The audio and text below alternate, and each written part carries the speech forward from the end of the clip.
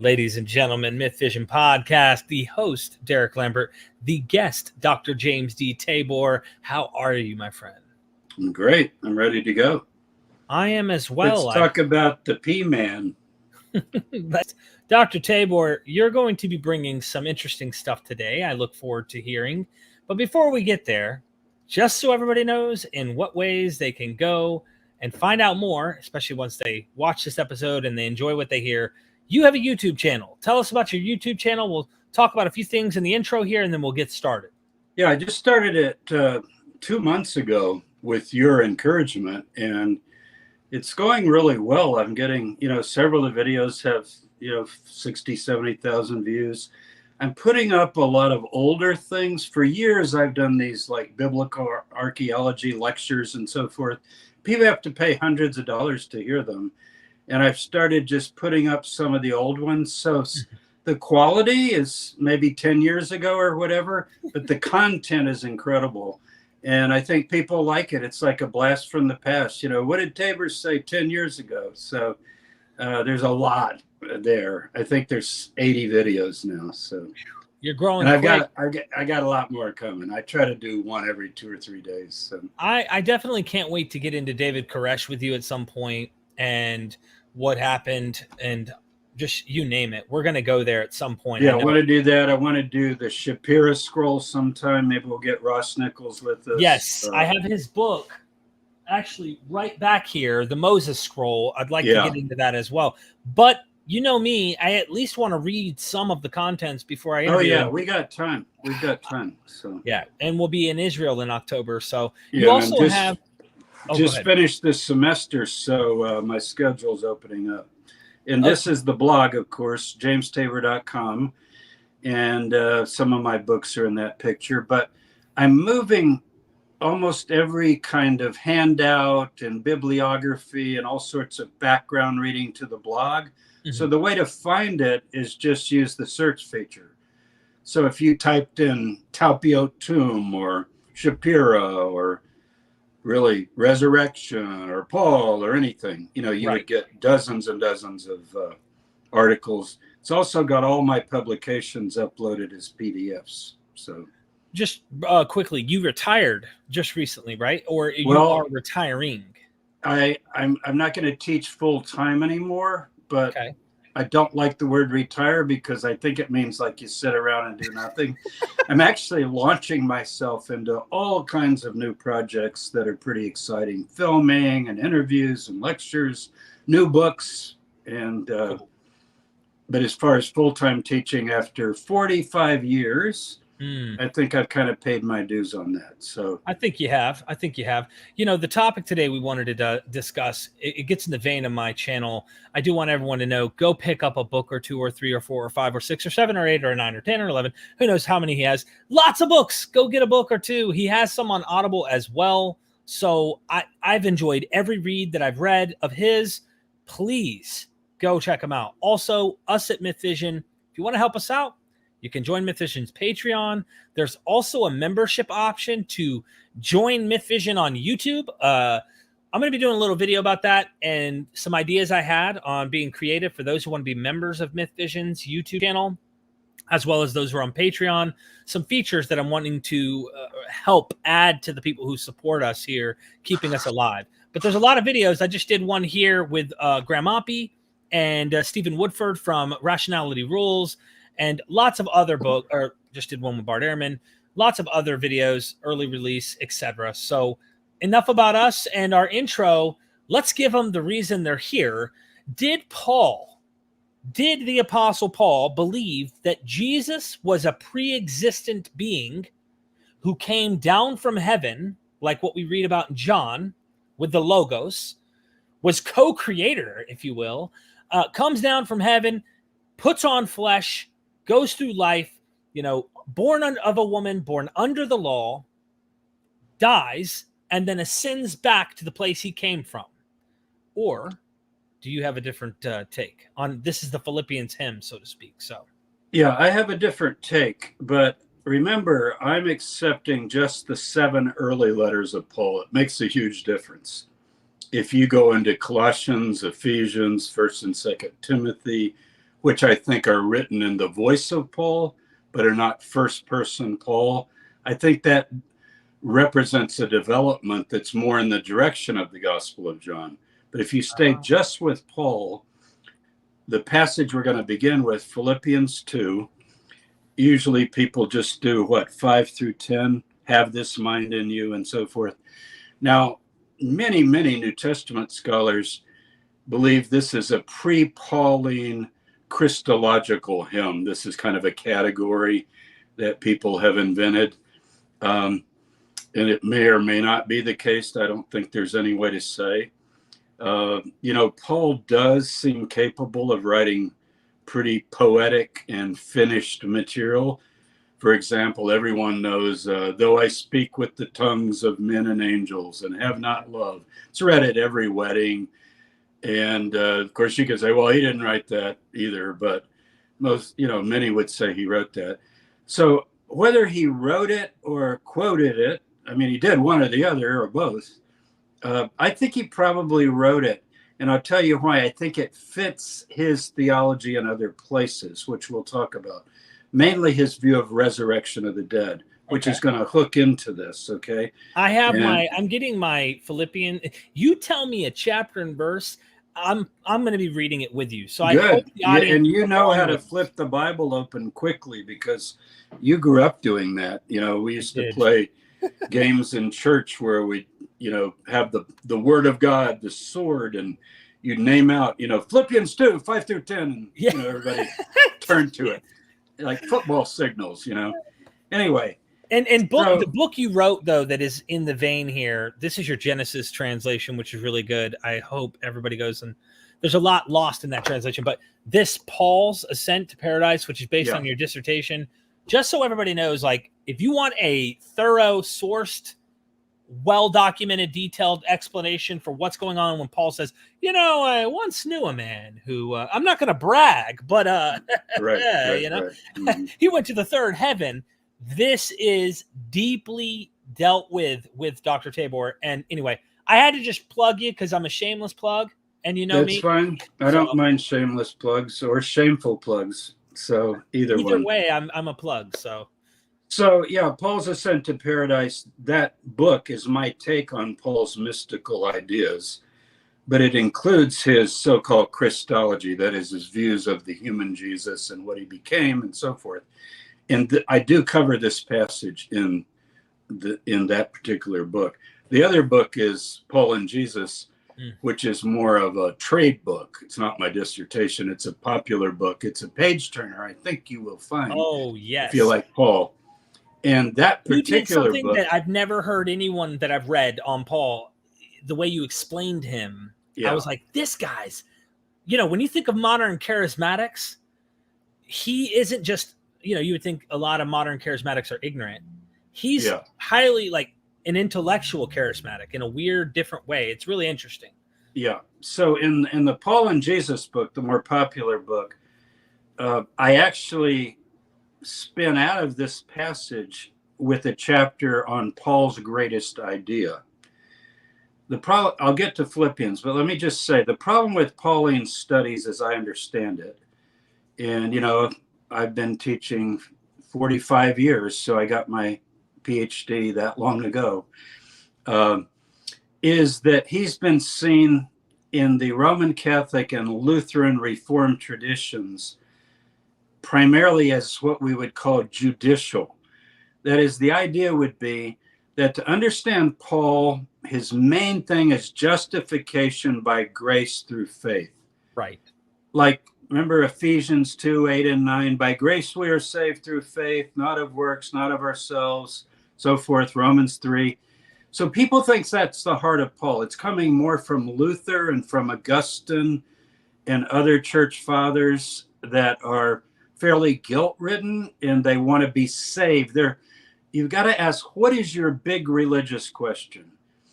And Paul's big religious question is not, how do I get saved? Everybody thinks it is, but it isn't. Paul's big religious question is, how is it that a human being, flesh and blood, born of a woman, has been exalted into the highest heaven and become ruler of the cosmos?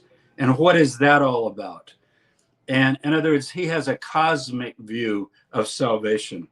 We'll see in a minute as we go through this and some other passages, Paul actually would ask the question, how is God going to save the cosmos, not just take individuals out of the cosmos and put them up in heaven? That's more of a Hellenistic view, that my soul is down here. I'm trapped in a physical body. I'm in the dark lower sphere of the world. I'm a stranger in a strange land. You know, this is sort of the Gnostic view of the cosmos. Paul has a more Hebraic view that God created the world subject to futility, is the word he uses in Romans 8. In other words, it's decaying. We have rotten flesh and blood bodies. We're subject to death because of Adam, the first Adam. I don't mean original sin. I mean, we are, according to him, descendants of that first man of dust. He's made dust of the earth. He goes back to the dust. So his question is, how could a man of the dust, an Adam, you know, who's going to breathe his last and go back to the dust, become the cosmic ruler of the world? Now, the view you quoted in the early part would be John. Well, because he always had that in the beginning. Glorify me, Father, with the glory I had from you from before the world began. So what people do is they go to Colossians, a later letter. I mean, let's face it, if the scholars are right, a forgery, right? It is not written by Paul, maybe with some Pauline ideas, but it's really altered. Or they go to Colossians and they get that pre-existence. Then they go to Philippians 2. And I know a lot of the mythers, people that wonder if Jesus even existed, they love this passage because it seems to give a kind of a pre-Pauline myth of the pattern of Jesus. So he's not really a person as much as of an idea.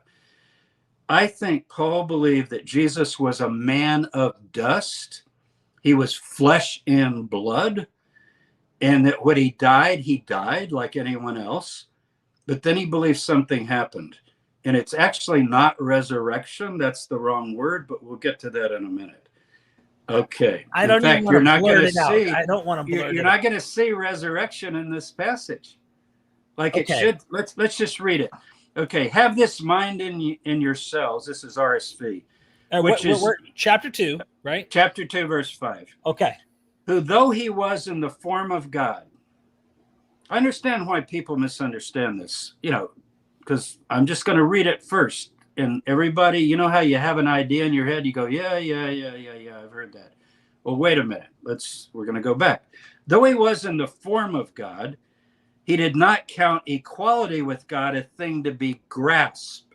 He didn't hold on to it and take it, but emptied himself, taking the form of a servant, or literally a doulos, a slave, the lowest form, being born in the likeness of men, and being found in human form, he humbled himself and became obedient unto death, even death on a cross.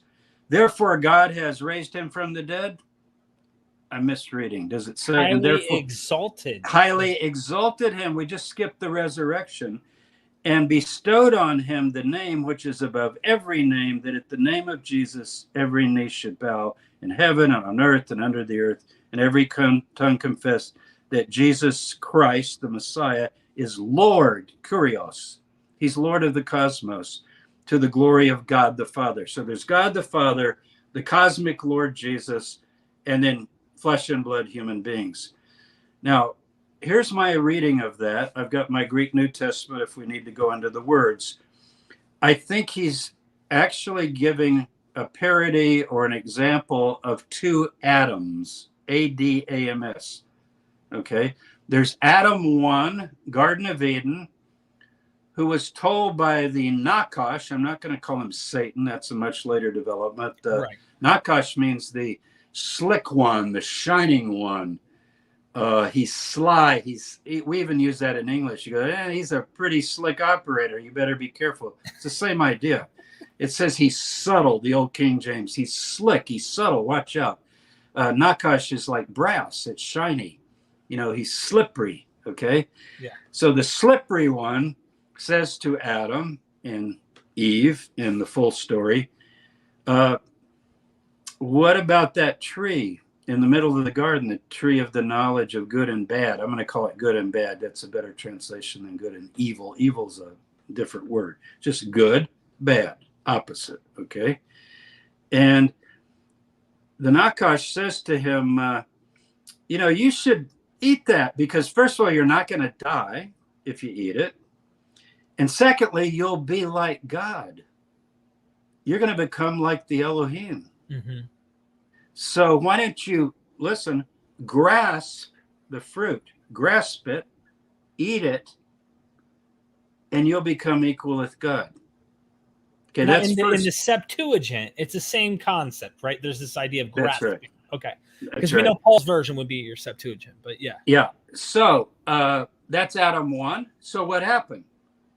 He thought, man, we'll be equal to God. I'm going to grasp that equality and take it. And he ended up, dust you are, and to dust you will return. And he didn't get to eat the tree of life.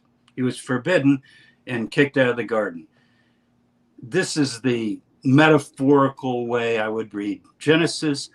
It's not the fall of a human. It's the path that a human took, the first human and his mate, Adam and Chava or Eve. And they tried to be equal with God by grasping it, listening to the Nakash. Now, here he's telling about Adam 2. I kind of like Adam 1, Roman numeral, Adam 2. So this is Adam 2, Jesus of Nazareth. He's also a flesh and blood man, born of a woman. He's born of a woman. Born of a woman in Hebrew, this is Galatians, of course, but it means a human being, as opposed to an angelic being or some other kind of being. It's not the word incarnation.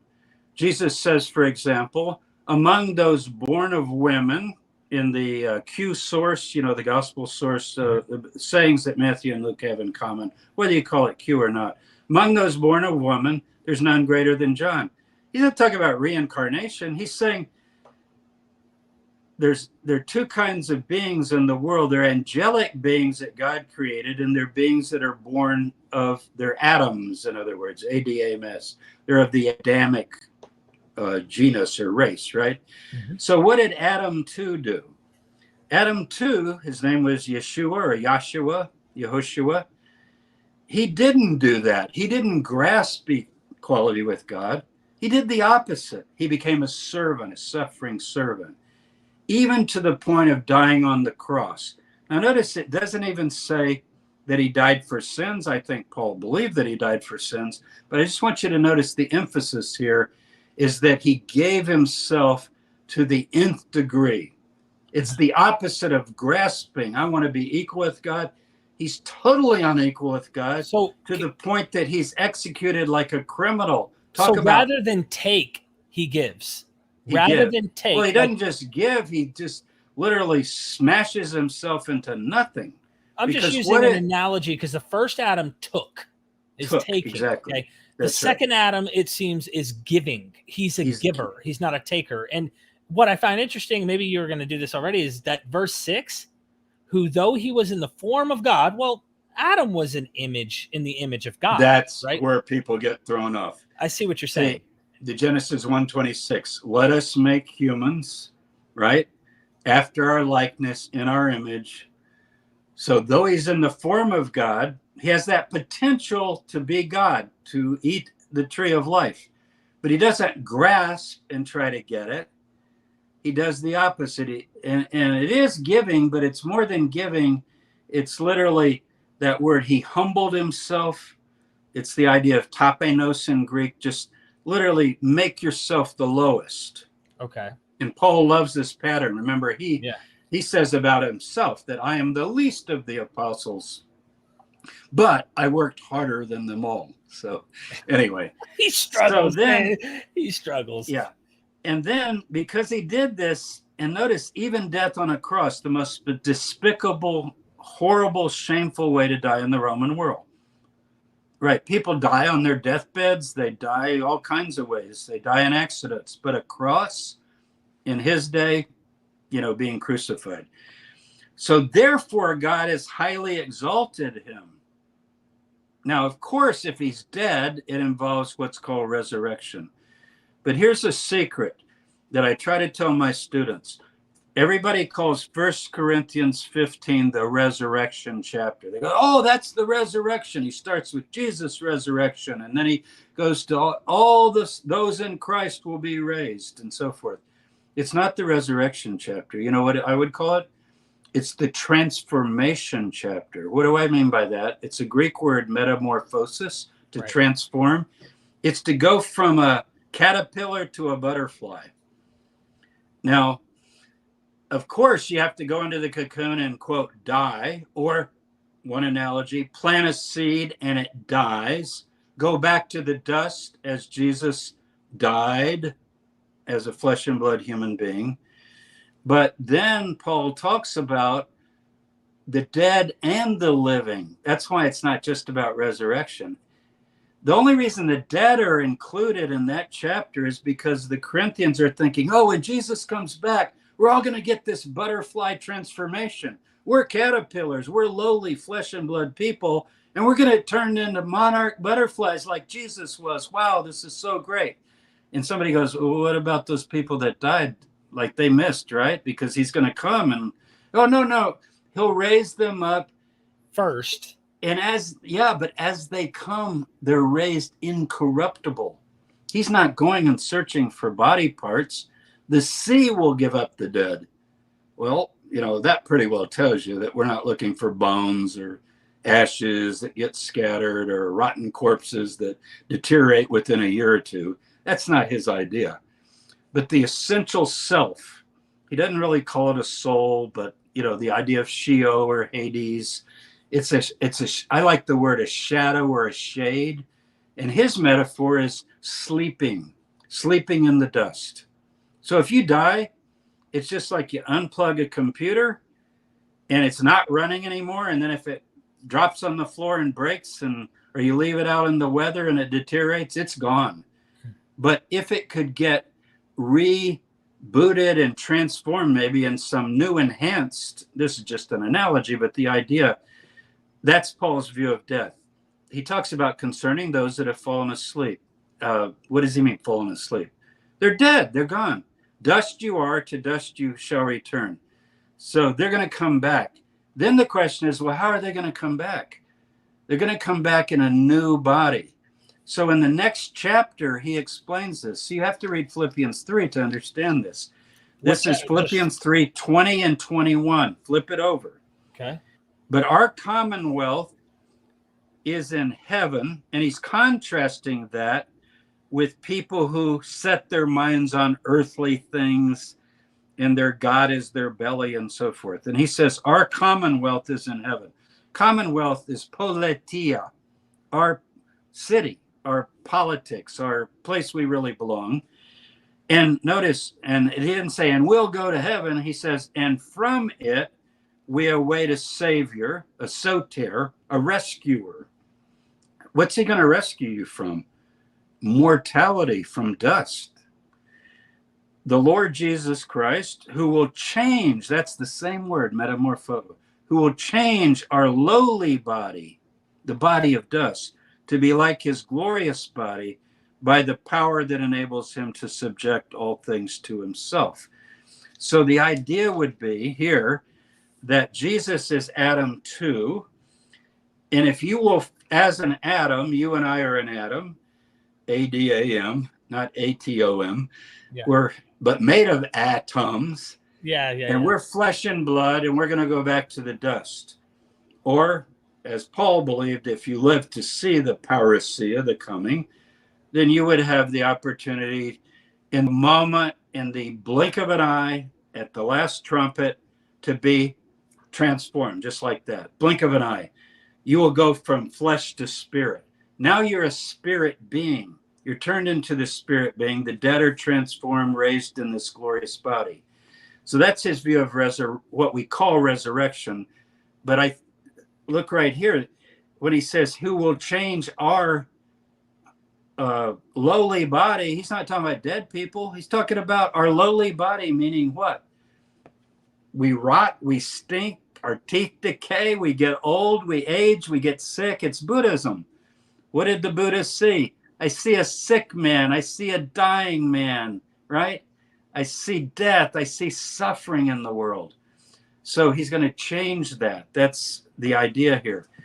So Philippians 2 is not about Jesus was the perfect eternal being in heaven, gave it all up and came to earth, died for your sins, and then he got to go back up and enjoy what he had before.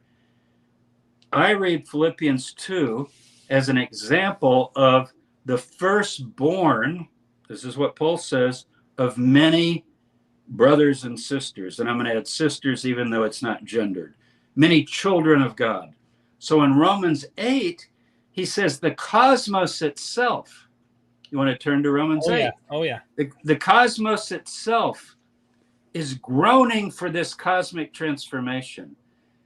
He says not only we ourselves that are going to get transformed, but the cosmos itself. Now, what is it going to get transformed from? The cosmos, from its bondage to decay. You see the idea? Right. So we're in a decaying world, temporary, flesh and blood. There's one example of one of these atoms, ADAMS, that has gone through the process of humbling himself, dying on the cross, and then being highly exalted. And that would be Jesus. So is there impact from the Greco-Roman world and their philosophy in this thinking that the cosmos is decaying and rotting and it needs redemption? Is this, yeah, this but is in more the than a Hebraic one, Hellenistic right? world, you don't change the cosmos, you escape it. You leave it. Okay. It's the sinking boat. It's the hopeless darkness. I call it diamonds in the mud. You're a diamond, your soul, and you're in the muck and the shit, basically. Yeah, I can say that word. Aren't the Gnostics kind of thinking exactly that way? Okay. Yeah. Okay. And so this is very different. Paul is coming from more of a Hebraic idea. Genesis says the world is good, but it's subject to, as he says here, it's subject to futility because God intended it. Think of it as a temporary mock-up version of these atom creatures, but since they're flesh and blood, they can die. They don't have eternal life. So they can sin or they can do good. They can choose. Everybody has their life story.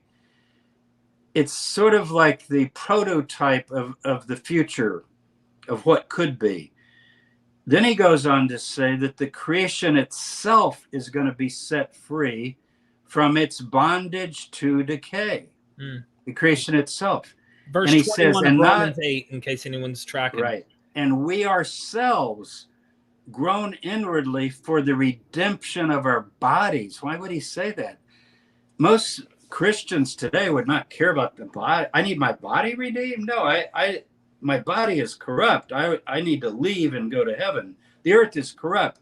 Think of all the Christian hymns. This is a dark world. I'm a pilgrim. I'm just passing through. Heaven is my home.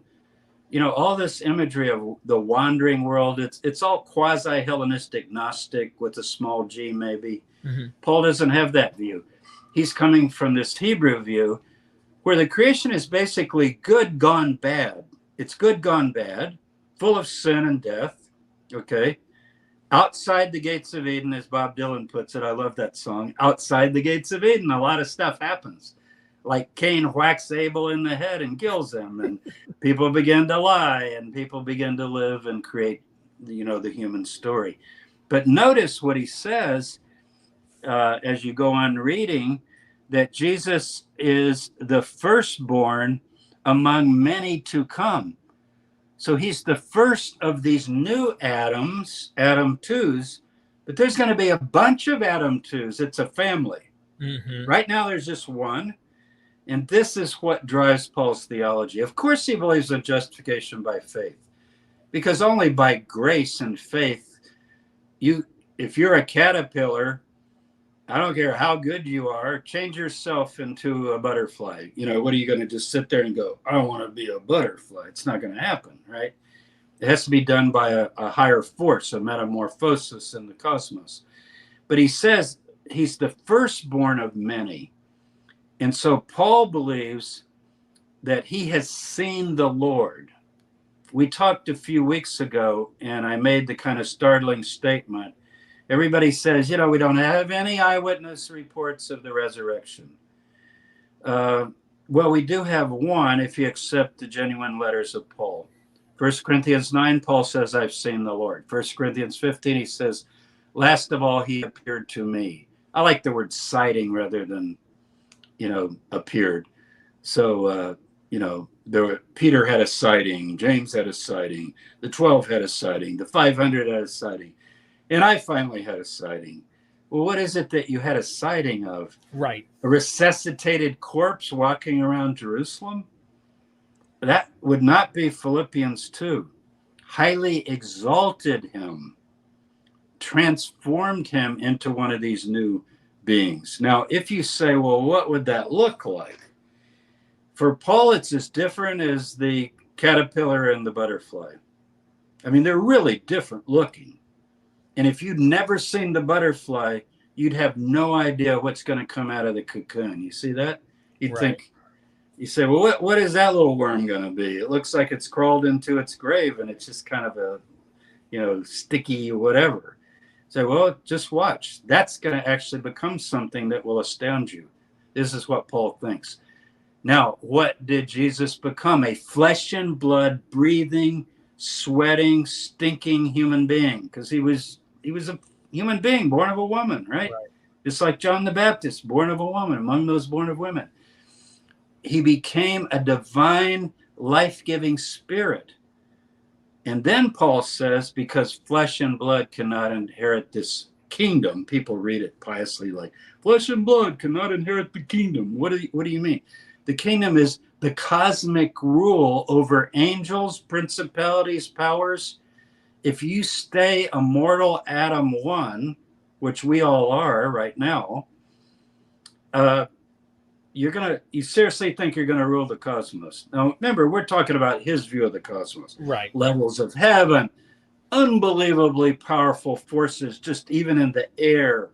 Satan's the god of the world, the prince of the power of the air, heights, depths. He mentions right here in Romans 8, he says principalities, powers, angels, things present, and so forth. So how are you going to have the kingdom of God, not as a living, breathing creature of dust? So then he says in 1 Corinthians 15, the first Adam was a man of dust. Well, Jesus was a person of dust. He died. Jesus died. And people ask me what I believe about Jesus. This is more personal. They go, what do you believe about Jesus? I believe a lot of things historically, like that I think he grew up in Nazareth and that he went to Cephas and, all kinds of things. But I've often said, he's dead and not divine. Now, what I mean by not divine, I'm not trashing him or anything. It's like he's a flesh and blood human being. Now, I personally am not a believing Christian. Usually I don't talk about my own faith because I want to I'm interested in what Paul taught and getting the ideas straight, you see. But I am in the sandbox, you know what I mean? Yeah. I'm very interested in what I think Paul thought. And I'll tell you what he thought because he tells us what he thought. He says, flesh and blood cannot inherit the kingdom.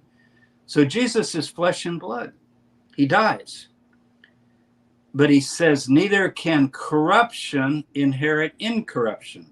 Because you can't turn this body into what he's talking about. Back to the caterpillar and the butterfly. And just so everybody, I must poke, and I want you to know too, we're going to get your super chats. Don't worry. I promise you we are. I hope you've enjoyed this so far.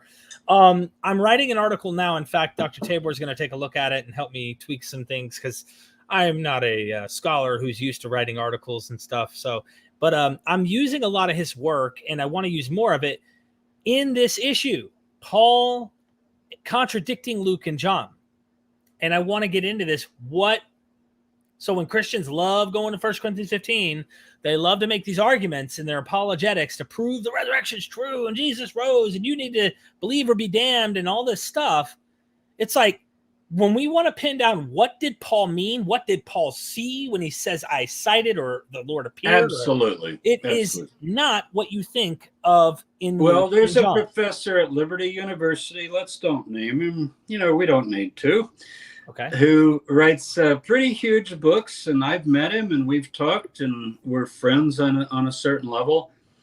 And he pins everything, as many apologists do, William Lane Craig, just about all of them, on Luke and John's accounts and a little bit of Matthew, but Matthew's not their big one, because in Matthew they're on a misty mountain and some doubt, and I'm not even sure what they saw, but they heard a voice supposedly and so forth. Right.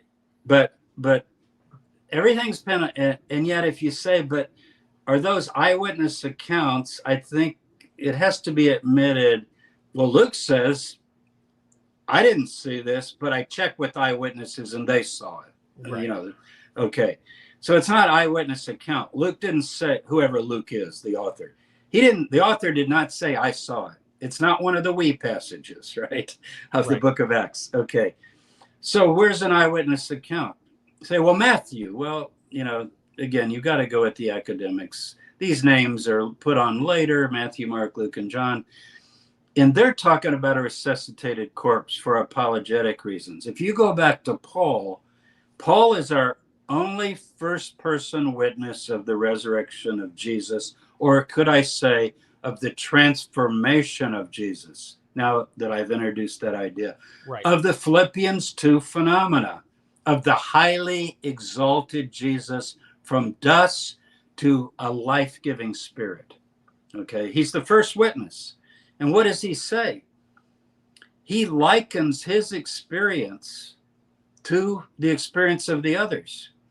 Well, I don't have anything from Peter first person or from James first person. We have a letter attributed to James. He doesn't even mention the resurrection. And he only mentions Jesus twice. And once is in the beginning, just kind of saying, oh yeah, I'm writing about Jesus, and faith in the Lord Jesus or something of that nature. So what did Paul really see? Well, you know what? We don't have to wonder what Paul really saw. And I'm not going to the book of Acts here. Oh, he saw a light. I think maybe he did see a light, but I'm talking about first person. He tells you what he saw. And you know what he says? I can't describe it. He had this glorious, incorruptible, new body, like a life-giving spirit. But if you say, well, but what kind of a body? A soma, like the shape. And he said, I can't really say, but I can say that we will also be like that. So, I mean, if we're going to be like that and he can't explain it, then he did not go around and eat fish and touch Jesus' wounds. That's not what he's saying. But what people do, including our dear professor at Liberty, and if he hears this, I'll be glad to talk to him, get us together sometime. I don't want to debate, but I'd love to talk. I get it. Because I actually like him very much. But anyway, plenty of apologists hold this view. They're more worried about, like, Jesus, he's dead, he's put in a tomb, so he needs to come out of that tomb and walk around to show that he was resurrected. Right. Well, do you realize that wouldn't even show that he was resurrected? I don't see that I see God highly exalted him, meaning he made him ruler over the entire cosmos. That's not a corpse walking around. Yeah. You see the difference? And so Paul is not interested in bodies. He's not interested in body parts. He's not interested in rotten corpses. He's not interested in people that die at sea and how are we going to get them back? Because he thinks Adam's told, dust you are and to dust you return. Notice, dust you are. Humans die, they go back to the dust. Now here, I know it's shocking to people. So what happened to Jesus' body? It went back to the dust. Now, how would I know that? Because Paul tells you in 2 Corinthians 5. He says, you know what it's like? It's like you've got you, we're at in 2 Corinthians 5. 2 Corinthians 5. He gives two analogies. He says, I'm going to give you two analogies of the coming transformation. One is, it's kind of like old clothing. Like you're naked, and you put on clothes. The body's your clothing. It's a Greek image. Plato uses it. You're clothed with your body. And it's kind of a nice analogy because I feel like I'm me, but if I lose my arm or lose a appendage of my body, I'm still me. So I'm clothed with the body. Body means your mode of existence in communicating to the world. So I'm able to talk to you with my voice, with my gestures. We can get on video. We can talk like this with our bodies, right? Right. But me is my spirit or my soul or myself, my inner self, my self-conscious identity. He says, it's like old clothes. And then he says, and you take off the old clothes. Well, now you're naked. You don't have a body. Right. But he said, that's not what we want. We want new clothes, further clothes. A whole new now, body. Here would be the analogy of worrying about the corpse. I got these old clothes. They're kind of tattered and rotten and stinky because I'm getting old, old body, headed for the dust. So I shed the body. That's death. Now I'm naked. I don't have a body. I'm in the state of death or sleep. It's the interim state as Paul understands it. And then I'm given this new glorious body, new clothing. It's glorious. I don't go, oh, this is so great, but I'm going to always carry these old clothes around with me. Man, I love those old clothes. I'm going to pick them up. I'll put them in a little suitcase and walk around. I know I'm being silly, but the point is, Paul doesn't care about Jesus's body. Now, someone said, but he believes in the bodily resurrection. Yes, if you understand that it's a life-giving spirit. It's a pneumatos body, a spirit body. That is the body. But he doesn't believe in taking dust or old clothing and transforming that into the new. And then the other analogy is a house. He says it's like a house. That's what I was going to say. 2 Corinthians 5, what it sounded to me like, for we know that if the tent that is our earthly home is destroyed, we have a building from God, a house not made with hands, eternal in the heavens. That's the new body. In this tent we groan, longing to put on our heavenly dwelling, if indeed by putting it on we may not be found naked. Now, this gets into that exact analogy you point out, but my question is, I wonder if Paul thinks there's like because they already have the pneuma of Christ, their body, their new body, is up in heaven right now, waiting for them. Potentially, yeah. It's in some of the apocryphal texts, it's garments. It's seen as white garments or something. These are just analogies. Paul doesn't tend to go into that as much, but yeah, it's very similar. And so again, am I going to carry my tent, my old tent? I need that tent. I need to, look, I can see your tent, you can see my tent. But once I die, who cares about the tent? The question is there something beyond death? And I don't mean like immortal soul or something. Is there an event later in history that is going to reclothe me, further clothe me, he says. Not that we'd be naked, but further clothed, or permanent building. And he thinks that Jesus is the first who's experienced this transformation. So I would say that Paul is the first eyewitness to the resurrection.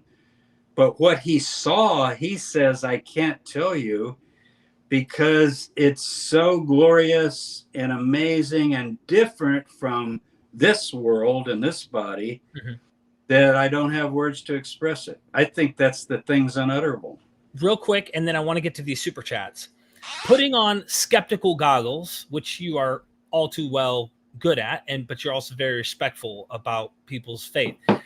My channel, everyone knows where I stand. I don't believe these things ontologically are true. I think if Paul experienced something, I would say women who were super fans of Elvis, seeing Elvis after he died, whatever it might be that they experienced, there's some psychological or whatever might be going on, something's happening here.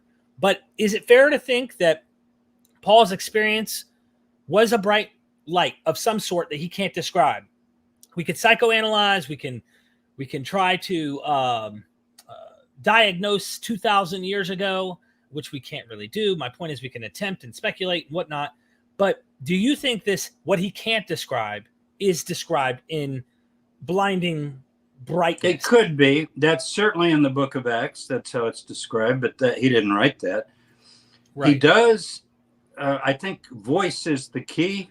He hears something because he talks about that in his ascent to paradise, which is what this is about. Right. He says, I asked the Lord Jesus this, and he said this to me.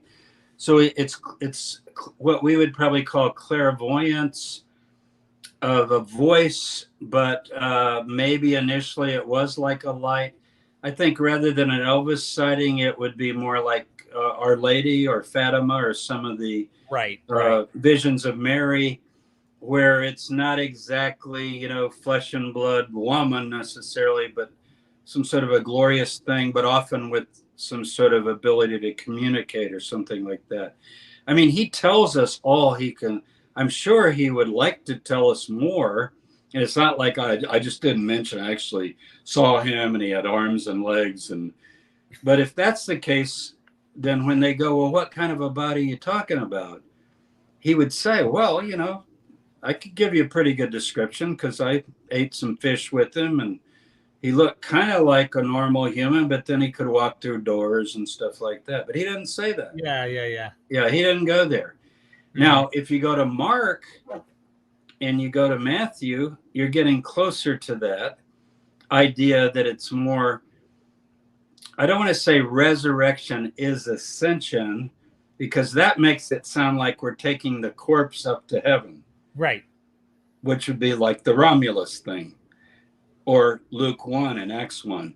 Flesh and blood human being begins to sail up and they dissolve and they become... And it wants to say he'll return in the same manner that he left. And yeah, exactly. All of that. Well, that just doesn't make sense. I mean, Jesus eats in those accounts. What does he have? A stomach? And if he has a stomach, we could talk about other things that he would have. I mean, come on. We're talking about organs. Is that it? Well, it might be it to Luke. And maybe John, at least in John 20, but it's certainly not Paul's idea, because he says, I can't tell you what it's like, but he says it's powerful, it's glorious, and it's immortal. Those are the three things he tells you. I want to say one thing, and then let's get our super chat. I have a past. Everyone knows I struggled with addiction. And in my years of experimenting, I have swallowed things and ingested things that have made me experience things. And I'm not saying this is what Paul did. I'm just saying that if I try to explain to someone who's never done them, there are not words that can actually tell and convey the experience of the substance to a person who has never done them. So the only way to understand is if you actually experienced the substance that I did. I can try, I can play around with words. There is no way to absolutely give you what it is. It's like colors to a blind person, that kind of colors to a blind person, noise or to listening a deaf person. To Mozart's symphonies if you're deaf. Right. You go like, oh, well, it sounds really good. You go, well, what's sound? Well, it's this thing that feels really good, but right. Something like that. Yeah. I think that's Paul's dilemma. Yeah, he can't, but he did experience it. And he says, I don't know if I was in the body or out of the body. Mm-hmm. So that's how uncertain. He's not walking down a dusty road running into a guy and then, hey, let's have lunch together. And as they're eating, he goes, oh my God, are you Jesus of Nazareth? That's not, these are later accounts. In others, well, they're definitely later, no doubt. If I'm going to talk about Jesus, resurrection, transformation, whatever word you're going to use, I'm going to go to the only witness we have. I think it's real important to start saying this a lot to people because nobody says it. We have one witness. So why don't we listen to that witness? And then if you want to say he really saw Jesus and yes, Jesus is in heaven and he rules over the cosmos. But remember, Paul says that you're going to rule over the cosmos too. Those the humans that follow Christ, remember, he says Mhm. they're going to get the same body that Jesus got. And he says, you're going to judge angels and principalities and powers. And that's what he calls the kingdom of God, the rule of God over the whole cosmos. The guy is into cosmic salvation. He's not into bodies walking around like, either ghosts or corpses. That doesn't impress him. And Thank you, those Doc. stories are a dime a dozen in the Hellenistic world. They're all over the place. All right, I'm It's going to bust through these super chats here, and I'm going to okay. make you full screen in a second here, so I could change out my chair. How do you Oh, Doc, thank you for the super chat, Doc Pluromana, and everybody who super chatted. We're going to get into your questions now and have some fun. How do you translate Romans 9:5? Do you have your Greek New Testament? Yeah, let me look at it. Oh boy, I think he's Paul, asked this before too. Paul It's certainly thought Jesus was God in a certain sense, but not the Father. Mix of high pre-incarnate, then post-crucifixion exalted Christology. And I'm going to make you full yeah, screen. as Doc knows, you've got this standard translation according to the flesh, talking about the Jewish people or the Hebrew race, is the Christ, God who is over all, be blessed forever, like he's God, or Christ who is God over all, blessed forever. Going by what I just presented, you do, when you get exalted, as Paul says, there's going to be many sons of God, and I'm using son in a non-gender way, offspring of God. He's the firstborn of many. Then yes, he's God, but he's been highly exalted, even though he was in the form of the first Adam. That was my interpretation. But in the Greek, it's very ambiguous as to how to do this, how to translate it. And also, whenever you have these sayings, we've got the same problem in 2 Timothy and so forth and other passages where the copyists go crazy with trying to either pass along a Greek text or in some cases alter a Greek text. I could look at, while you're pulling up another one, I'll look at the variants on this. And Doc's probably already looked at them just to see how many variant readings there are in the Greek. Let me just take a quick look at Romans 9:5. Actually, I'll use Metzger here. But Romans 9. I don't know how to translate. I mean, I don't think he's saying that he's the pre-existent God, but if he wants to call him God, that he was a Jew according to the flesh or a Hebrew, and now he's God over all, blessed forever. That would be okay in the context of the Christology I presented, because he's been highly exalted, you see, to the right hand of God. It didn't, and don't you bring this up? I actually referenced this in my article that I'm writing right now, where you actually bring up Enoch and Elijah. But in Enoch, there's a clear spot. I believe it's Enoch. It might be in the Dead Sea Scrolls, where they take the seat and like sit at the right hand of God or something. I can't remember right now, but do you know what I'm talking about? Yep. It's in First Enoch. Yeah, he says he comes up and sits on the throne. Well, in Paul's view, you're going to sit on the throne with Christ. These are metaphors. It'd have to be a pretty big throne for everybody to sit on it. But to be at the right hand of power is to experience, like God the Father has a child, Jesus, exalted now, firstborn. He was flesh, and now he's been exalted and glorified. There are going to be many others in that family that will equally be exalted.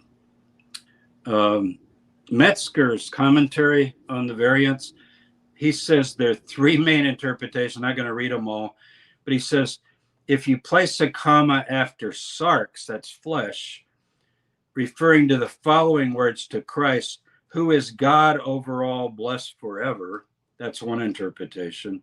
Then you can put a full stop or colon, God who is over all be blessed forever, or God, he who is God over all be blessed forever, or he who is over all is God blessed forever. So frankly, how do I translate it? I don't know. But I'm not afraid of the idea that Jesus is God for Paul, because he thinks everybody's going to, not everybody, but all those who are finally glorified are God's. Somebody once said, like, my children aren't me, it is an analogy. So my children aren't me, but they're not a frog or a dog or a bird or a fish. They're of my species, so to speak. And so the glory and exaltation and status that Jesus has at the right hand of power, as Paul calls it, will be shared with the many children who are to come. And that's why Paul's all excited. He says the sufferings of this present world are not worth being compared to the glory that will be revealed in us. It's usually taken as some sort of pious thing. No, he means literally, like, I'm this flesh and blood guy getting older. But that's not even worth comparing to what human beings will be in the future. So what is God doing? He's reproducing himself, to put it bluntly. God is reproducing himself. Yeah, I've You've got one kid right now, finally got an Adam to do the right thing. All the other Adams tried to grasp, right? One, that is Jesus, born of a woman, is highly exalted, and the one in whom God is well pleased, and he's the firstborn of many to come. I think that's Paul's idea. But it doesn't mean you'll be God the Father. Father is always the Father. Right. But you'll have your own. He's also not equal. I mean, like, he sees himself as equal with them. So these are all analogies. They're not perfect. Tents, buildings, houses, bodies. But he does use the word body, and that means that it's an individual existence. So what's the next one? Averos, thank you for the super chat. What's your view on mysticism of Paul the Apostle? The book or the idea, do you think? I think probably I would think the idea. Yeah. Well, the book is Albert Schweitzer. No, Albert Schweitzer, to whom I dedicate my book and my book on Paul and my book on Jesus. Albert Schweitzer, who wrote a very neglected book, The Mysticism of Paul the Apostle. That's the exact title of it. I'm getting it right now. One of the greatest books ever written. And he didn't even have the Dead Sea Scrolls like we do now to really understand what we call Enochian Judaism. The kind of Enoch thing that you just mentioned, of going up and coming before the throne. And then somebody saying, Derek, come on up here, sit by me, have a seat with the gods. But as far as what do I think of the mysticism, that's what this book is about. The subtitle is The Apostolic Message and Mission of Paul in the Light of His Mystical Experiences. I think I would say the mysticism of Paul the Apostle, mystic means secret for Paul, is the secret that you flesh and blood worms, you caterpillars, are destined to become the highest beings in the universe, and you don't even know it. In other words, it's a secret. He says in Corinthians, the secret that is now being revealed, that the rulers of the world did not even understand. And he says if they had, they wouldn't have crucified Jesus. Now, that's the Romans, of course. But he thinks there are forces and powers behind that. So rather than a defeat, it became a victory. So, thank you for that. Doc, I'm not sure that answered back again. Beyond Philippians 2, Paul didn't defend pre-existence to the Roman, Galatian, or Corinthian communities. He didn't need to. It was already accepted. Can we then infer Peter et al. Advocated this as there are no recorded quarrels? I don't know that it was accepted. I tell you, it's so hard to read the New Testament backwards, and I know Doc tries to do this, of course. I've got a chapter in Paul and Jesus, reading the New Testament backwards. We know Paul knew Peter or Cephas or went to Jerusalem and met them, but we don't really know that they all believed in the preexistence of Jesus. I mean, I don't know that. I'm not sure at all that they believed in the preexistence. So maybe he didn't defend it because he didn't believe in it. That would be my answer. Right. And right. later, the image of the God who gave up everything became a man so that he could then be God again. The problem for Paul with that view, which is the standard Mediterranean view of incarnation, you know, the God becoming a human and then going back again, right, is that you can't do that. You can't do that, so you wouldn't be like Christ. If he was already an exalted being at the right hand of God, then he gave it up, then he got it back. You're not. You're a flesh and blood dead person. So he is excited because it's finally happened to an Adam character. In other words, it's introduced into the cosmos, glorified transformation that the creation's been waiting for.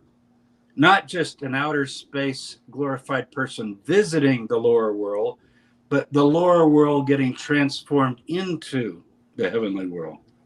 Real quick, Dr. Tabor, can I get you to scoot into the camera a little more this way? Yeah. We're starting to have an apotheosis of you take place here, and That's right.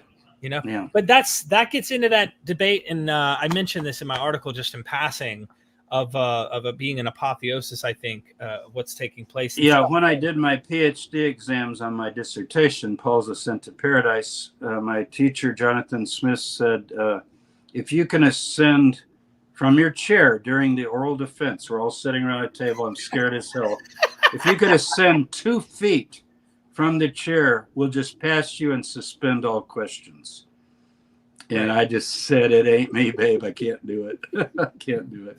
Wish I could have. That's awesome. But you see my point about if Jesus already had it, gave it up, and got it back, that doesn't fit me. That's why. Where's the model? How he was God, and It also doesn't seem very impressive. This is like a bodybuilder who's the best at bodybuilding. Well, he gave it up supposedly. Okay. Yeah. What, he earned it back? I mean, okay. To me, it's still kind of, if I'm looking at it, I'm not able to relate. Well, the guy had like a capabilities of magical powers. So that's jumping to the gospel. See, so we're getting into a different area that I'm already having a hard time chronology wise. So did Paul think he was a miracle worker who's out here doing all these magical powers? Paul himself. Well, Paul talks about his own demonstrations of the Spirit and power and healings, and I'm sure he believed in that. Everybody in the ancient world believed in such things, so he probably did. Yeah, I don't know. To me, it just seems not as. But I don't think he thought that was the sign of spirituality. The sign of spirituality is getting beaten, getting left for dead, suffering, giving. If you're wrong, though, granted, let's say that this case you've been making today isn't right. Would you say it fits more within the Mediterranean, like the other examples of God? More Poimandris, for example, the Hermetic, where the Logos comes down to rescue humans and takes them back up where they belong. Mm-hmm. It's a completely different model. This model would be linear. You make temporary mock-up versions of the earth and of atoms, and their destiny is to be transformed into this final state of heavenly immortality. But it's not like they had it, they lost it, and then they get it back. So it would be more the pattern that you find in many Gnostic religions. In the Plato, in the Timaeus. Mm-hmm. In the Timaeus, you have the Logos. So Logos theology is something very different, as I understand it. Well, there's a lot of similarities, but there's also a lot of differences. But remember, the key words are in the form of God, Adam, mm-hmm. Genesis, equality with God, grasping, and trying to get equal with God. And he didn't do that. You see, that's now I didn't come up with this. This Talbert has a great article. You'll see the notes in my book. It's actually might even be the majority opinion of many, many scholars. I haven't taken a poll, but you apparently had not come across it much. But No. I believe I put quite a few notes in. You can look in the book. The footnotes are real heavy in this book because it was dissertation. And it's an atom Christology is usually what people call it, an atom Christology. Thank you so much. Alan Bird, thank you for the super chat. Does Dr. Tabor know of Armstrongism? They believe there are now two persons in the God family, Father and Son, and in the future the God family will expand. Yeah, I am familiar with, if you grew up in the 60s, Herbert Armstrong was on the radio. I'm old, and most of your listeners I know are probably more your age. I don't know though. Maybe no. They would remember. Okay, good. Yeah, and everybody remembers greetings, friend around the world tomorrow. I mean, it was, you couldn't drive and turn the dial without hearing it. And then his son Garner Ted Armstrong. So when I was getting my master's at Pepperdine, I had my degree in Greek and Hebrew. So I went over to Ambassador College because they wanted me to teach Greek and Hebrew there. They had somebody from Fuller Evangelical. That's how I financed my master's degree. So I did get familiar with their view. I thought it was incorrect because they start out with their two gods. And I don't think Paul's... the only difference, they don't have the Trinity. They say, we're not Trinitarian, but they've got a divine eternal Father. And then they've got, now, Mr. Armstrong, as I understand, would always say, but he wasn't the Son until he was born of a woman. He was the Logos. So he's like mixing John, with Paul, Galatians, and so forth. But yeah, I'm familiar with that. I think it's a bitheism. Paul, what would be the word for many sons of God? It wouldn't be 2, 3, 4. It'd be like, I don't know how many. We need a word with multi-theism. There's a whole family of gods that are coming, according to Paul. And how do we know that? Because one's already been born. And he met him. And he goes, wow, I know Jesus was flesh and blood. You probably saw him in Jerusalem. I mean, he lived there. I don't know. Sure, he didn't talk to him or he would have said it. But, he heard about him. And then he says, if that is the guy they crucified, wow. So we could become like that. I think that's what drove him. It just knocked him out, that visionary experience. But like you said, how to account for it, I have no idea. Yeah.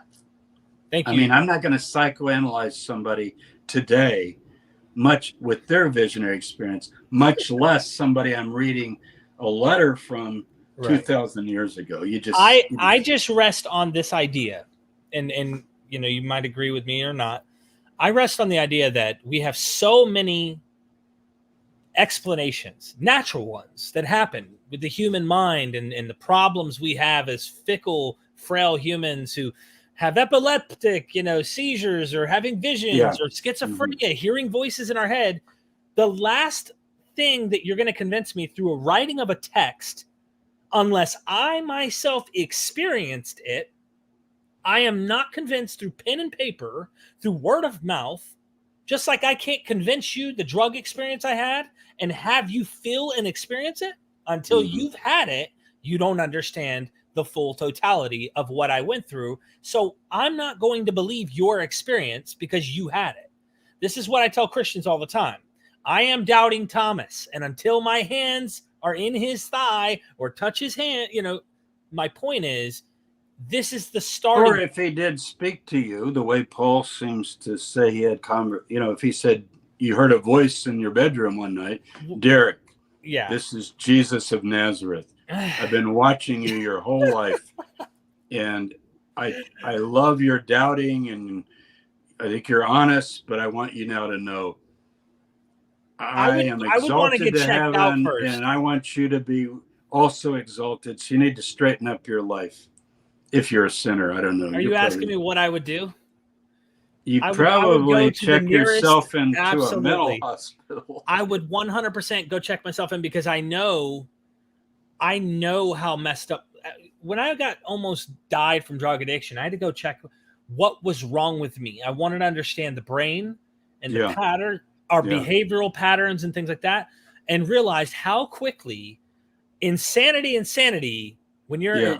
in a drug addiction situation, how quick you can go into losing your mind Right. and be sane and have those situations happen. So I would Yeah. really want to check myself out. Yesterday I had Robert. You know Robert Kuhn. He's this brilliant host of Closer to Truth on PBS. Yes. Look at closertotruth.com. It's just amazing. 19 years of interviews with top physicists, scientists, theologians, astronomers, so forth. Anyway, he was talking about how to my class of 80 students, last class, I had him as the guest, and we've been watching the videos, and somebody said, well, what about people who just say, I know it's true because he spoke to me or I saw him, and that's the experience of many Christians. They would say, how do you know it's true? The old joke, how do I know Jesus is alive? Because I talked to him this morning. You've heard that all your life. And I don't laugh at that, but you know what Robert said? He said, if that happened to me, I would doubt it because I would wonder, like I would be very critical to know what's going on there, because that's just the way he's sort of I don't think he's really an atheist. He would think that's claiming to know too much about the cosmos, but he's not any religion. He's not a theist in any tradition. I want to show everybody who you're talking about, your friend. And you've probably come across his videos before if you're watching.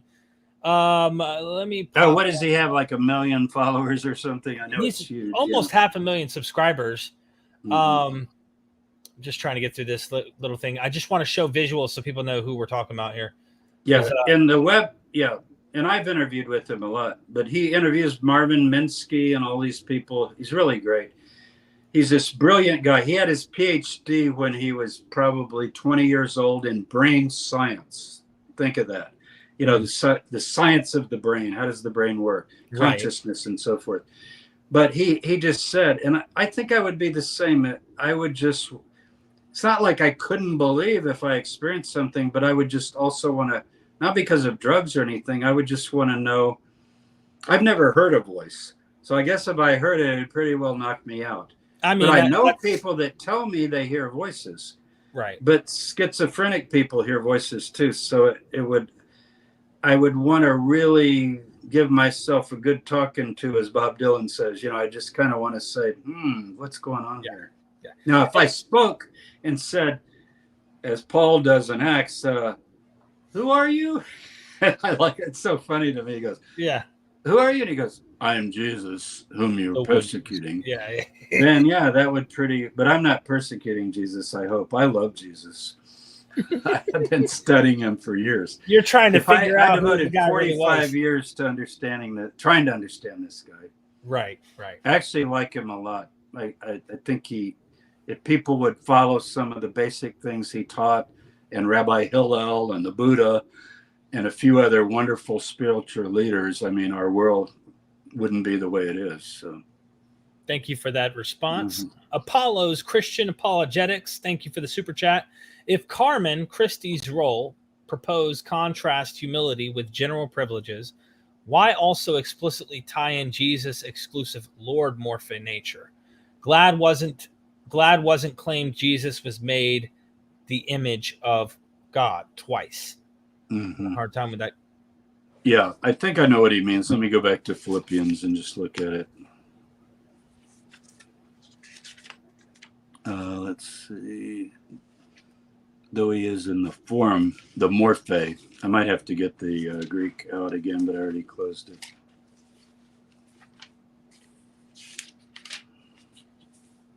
In the nature. So let's see. Though he was in the form of God, he didn't. Okay, that could be the way I'm understanding it.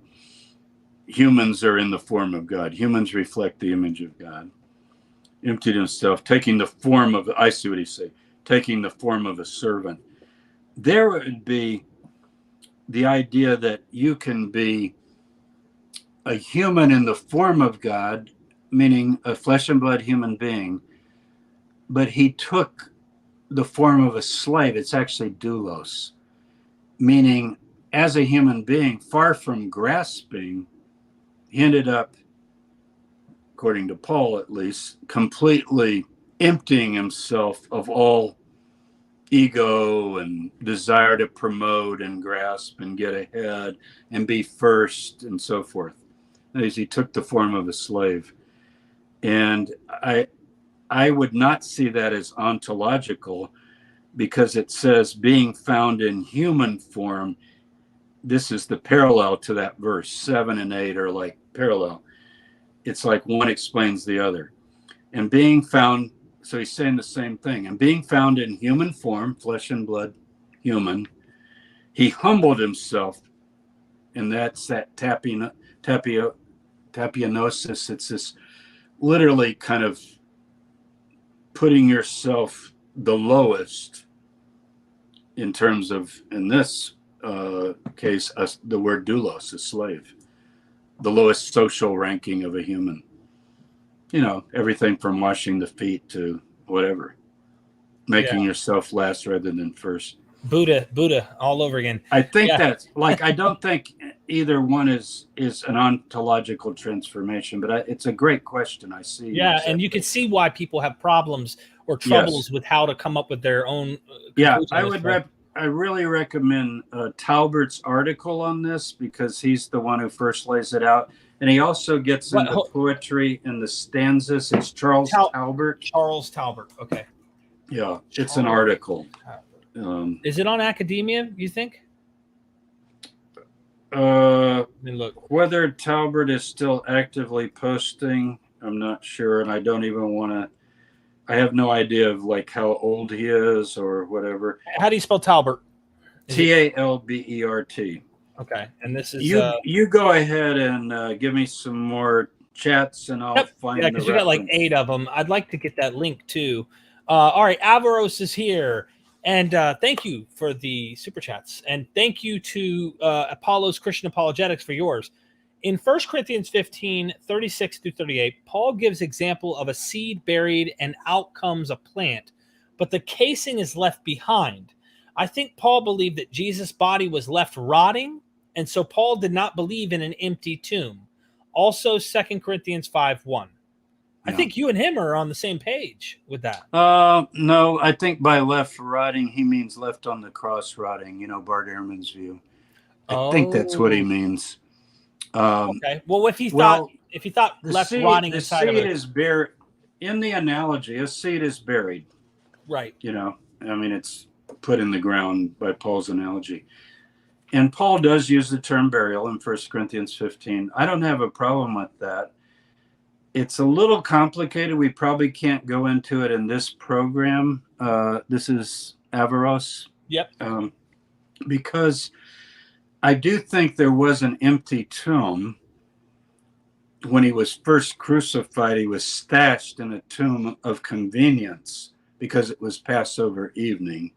And so when Mary Magdalene, John 20, comes alone before dark, they've already moved him. Well, who moved him? You know, people go, who moved the stone? The burial party, traditionally, Joseph of Arimathea, whoever was in charge of the burial moved him. Because you don't leave a crucified guy near the place of crucifixion as his permanent family tomb. And so he's taken to another tomb. And there, I would say his body rotted, yes. Probably put in an ossuary. And who knows, maybe the Talpiot tomb. That would not bother Paul. He's not worried about that. Remember, he has no trouble saying he died and was buried and was raised the third day. But then, as he describes what that resurrection is, he says, I can't tell you what kind of a body. He says that, right? Right. If he was just saying he walked out of a tomb, So the empty tomb throws people off because it's always quoted as proving resuscitation of a corpse. All the empty tomb proves is that if you bury, near the place of crucifixion is an unused tomb. You block it up so the jackals aren't, let's just be frank, chewing on the deceased's body while you're keeping Passover. You cannot bring it into the house. Then you're ritually defiling the whole Passover meal. I don't think it was a very happy Passover meal. Remember, we talked about the Gospel of Peter. We wept for 7 days and so forth. So it's a sad time for the disciples. But that tomb is inconsequential. That's just the temporary holding place for the tomb. It's like when an undertaker puts a body somewhere, you say, well, he's at the funeral home. Not that it's a funeral home, but you get the analogy. You go, well, that's not the burial. The burial would be whenever the family or whoever's in charge of the burial, depends on if you accept the Joseph tradition, took care of the burial. And then he's buried like anybody else. That's the seed. Paul wouldn't be... and also remember, burial, these are cave burials. You don't really dig a hole and put the person. When we say bury, we think of like 6 feet under, right? Mm-hmm. But the word bury, it's just the idea of what do you do with a rotting corpse? To protect it from predators, to protect yourself from the smell, because it's really foul. If you've ever had a dead animal in your attic, how about a dead human? It's horrible. But so you've got to put it away until the flesh is gone and the bones, and then they would gather the bones and so forth. So 2 Corinthians 5:1, yeah. Okay. All right. So real quick, just making a note, I've got a couple books on the way about Greek. I've got to get with Doc and we can just sit and talk for hours because I can tell he studied all this stuff. Yeah. Doc's, sometimes his questions are over my head. Let's just keep going. Doc, thank you for the super chat. Always appreciate your support. Could Paul's development of a phoreo or phoreo, yeah. Mm-hmm. Or transform to theton? How do you is it theton? Theton tuto. So this not sure of the Greek. What do you mean? From the similitudes which guarantees the righteous a glorious new physical existence clothed in garments of glory or life. Could Paul's development of a phoreo or... Yeah, I think the similitudes of Enoch, right? Is that what he's talking about? The first Enoch, maybe? Yeah, I think probably. Well, physical is the problem I have with that. I have problems with physical, period. Whatever you call something physical, and then you say there's metaphysical, beyond the physical, and then there's spiritual and physical and material and physical. I think these are categories that don't fit the ancient world, and they actually don't fit our world. They're kind of holdovers from a sort of Gnostic dualism, because didn't Einstein tell us that energy is basically what makes up the atomic particles, that they're forms of energy, and they're 4 physical forces. We call them physical forces, and then we say electromagnetism, light waves, strong and weak nuclear force, and you're going to call that physical. What you mean is detectable. As we're able now to study these and talk about their phenomena and so forth. So a physical existence, I would have a problem with that just in English. How about Paul uses the word pneuma. So he calls it a spirit body, which seems to imply that it's not made out of what we call matter, but it's like wind, breath. Yeah, I do think the Enoch, this is I'm trying to think, Enoch is 5 different books, and I've got it here on the desk, but I don't want to take the time to look it up. I think in 1 through 72, I believe Enoch does go up and see garments, but that might be in one of the later sections. I haven't worked much on Enoch lately. In grad school, I worked on it a lot. I But I'm going to have look heard, that up. I'm going to look that up, Doc. But there are a number of passages that do the garment thing, the heavenly garment thing. And Paul does. We long to put on our heavenly dwelling, he says, while in the flesh. So it's like a body, but it's heavenly, meaning it's incorruptible. I would rather just use the adjectives: glorious, incorruptible, powerful. Those are his three adjectives. I've Or heard that adverbs. Hercules, for example, in Plutarch or in some of these writings, has a physical body. After he jumps on the pyre, he ascends to Mount Olympus, and then he's still having kids and stuff. But when we say physical, what is meant by that? Does it mean that he just has more children in another existence? I don't know.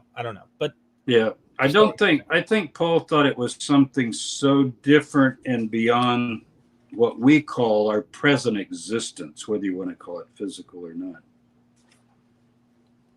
Okay, I'm looking. Oh, I'm looking up your Talbert, but keep going. Oh, I have. Okay, it. it's called. I have it's it. called the problem of pre-existence in Philippians 2. I'm 6 commenting it through right 11. now. The link is in the chat right now. The Go. problem of pre-existence in Philippians 2, 6 through 11. Yep. Journal of Biblical Literature, 86, 1967. Wait so you can go to College. JSTOR. You can go to JSTOR, that source, and you can get JBL articles. Or you could go to Academia and see if he has... I got a site that I just literally linked that takes you directly to this PDF. To that article. Wow. Yeah, it's 14 pages. I just commented in the chat. If you want to check it out yourself, it's there. Thank you so much. It's a great article. And he lays out the stanzas, which really helps because it's poetry. It's actually Greek poetry. Yeah. Oh, okay, let's see. Okay, Avaro says, story of fish eating also found in the primitive gospel of the Lord, underlying Luke, Matthew. Tertullian makes fun of Marcion for this, but he misses the point that heavenly beings can eat earthly food. Yeah, that's certainly true in the Hebrew Bible when you have these epiphanies of what's called the Malach Jehovah or the Malach of Yahweh, who can then eat something. What about the three men? One of them is the Lord that eats with Abraham in Genesis and so forth. So yeah, that can happen. But again, I would go back to Paul, our only eyewitness to the transformation of Jesus and the exaltation. He says, I can't tell you what kind of a body. So at least we know his experience, which is the only one we have, was not that of a human-like being appearing and then disappearing and eating fish and so forth. But you're absolutely right. There are many tales. Even the book of Hebrews says, be careful if a stranger comes to your door and wants some food. Remember that? Mm-hmm. Because some have entertained angels unaware. So you tell the old beggar, get the hell out of here. We don't want bums around this house. Not going to feed you. And it turns out it was like the angel of the Lord. And you should have had him in and fed him. And then he would have eaten. And then all of a sudden he'd go like, poof. And he'd just disappear.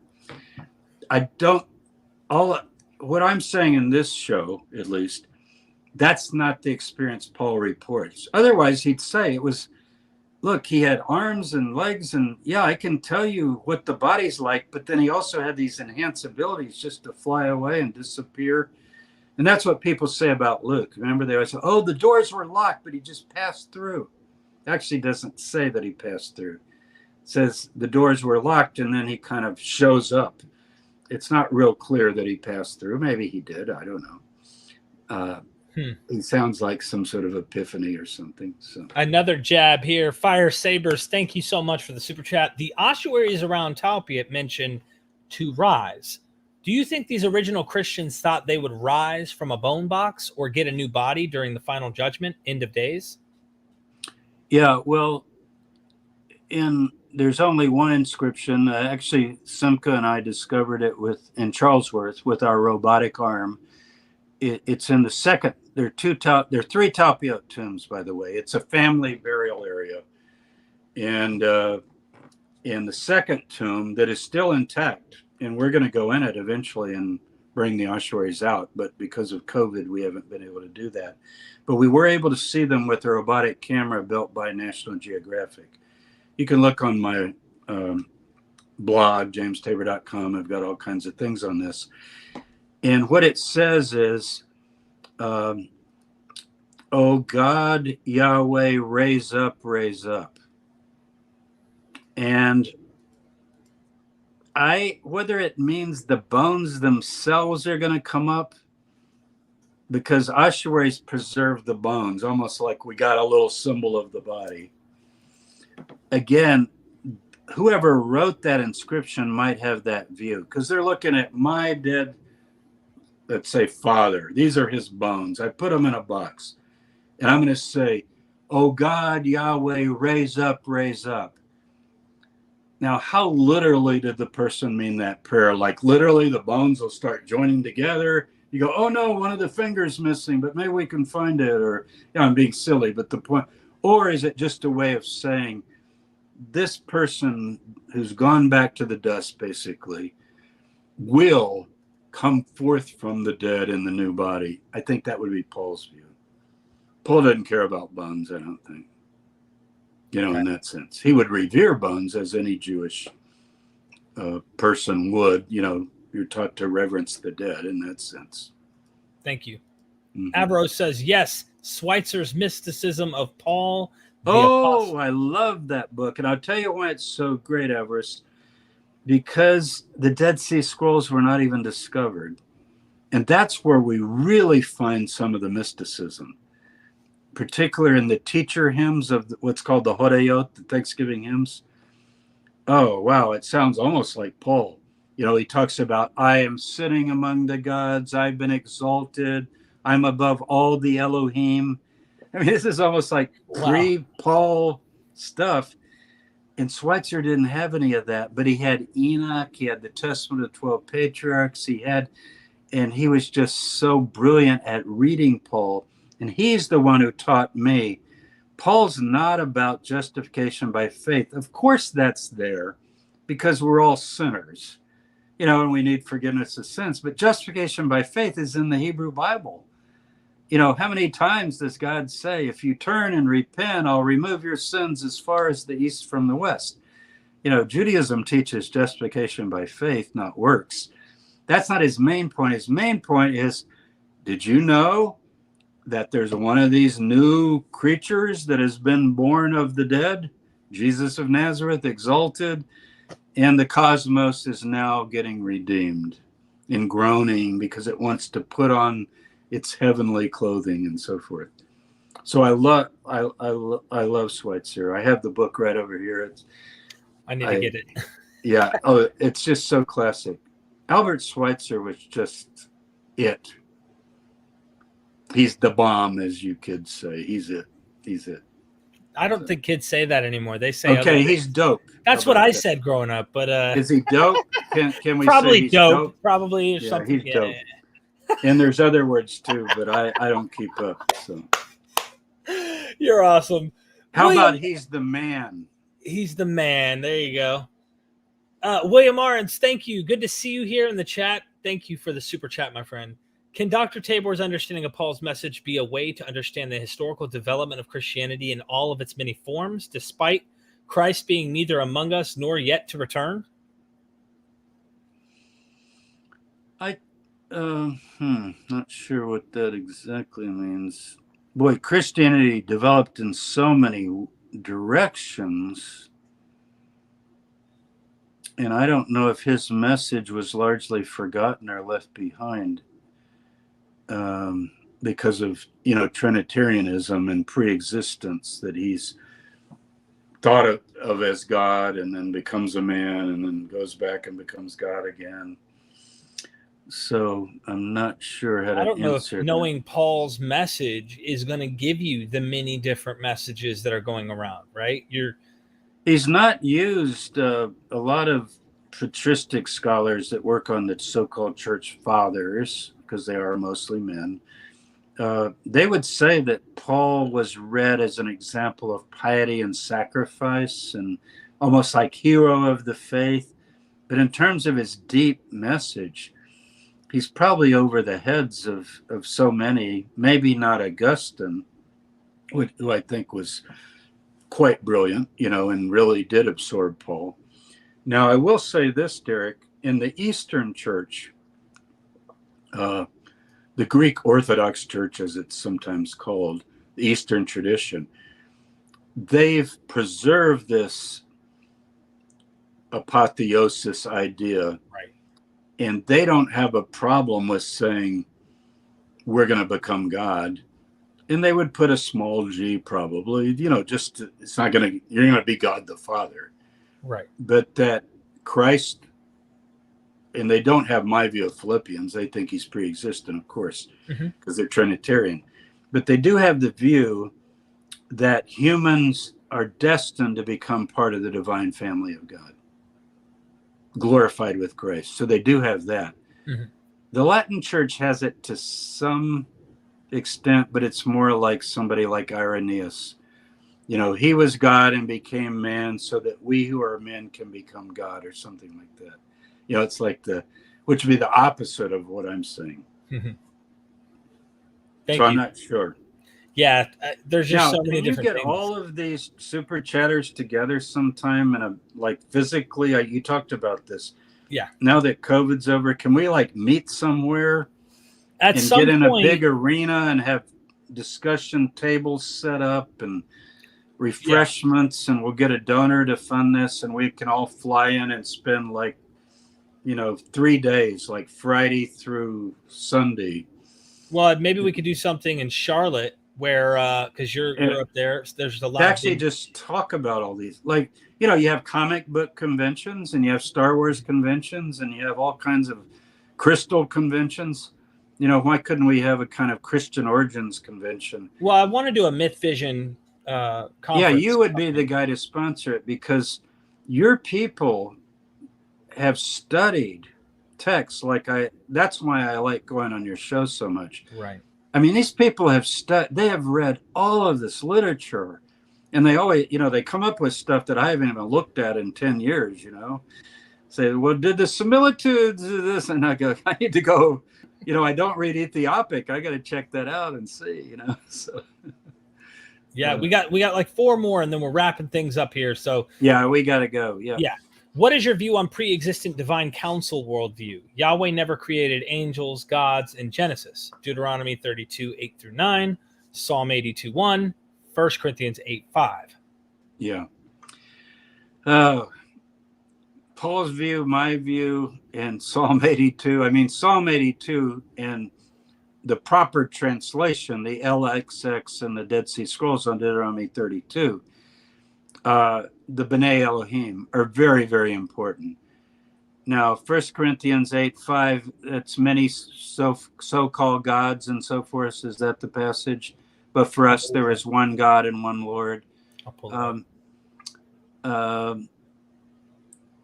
don't know that Psalm 82 or Deuteronomy, it's so difficult to know, because these things come from this ancient Near Eastern context in which El Elyon is this Canaanite deity, and it's adopted.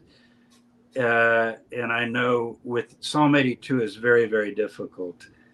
But at one point he does say, you are gods, but you will die like men, as if they're somehow going to get, put down from their status. But I guess the question is implying, were they just there in the beginning already? And Yod-Heh Vav-Heh is sitting in the council and then kind of takes over. Is that the idea? I mean, you've had people on talking about this, right? Right. Yeah. Let me just look at it real quick. Elohim has taken his place in the divine council. In the midst of gods, he holds judgment. Yeah, it sounds kind of like these tutelar powers are spread all over the nations, and then there's one that emerges as more powerful. is that Paul's view? What is your view on pre-existent divine counsel worldview?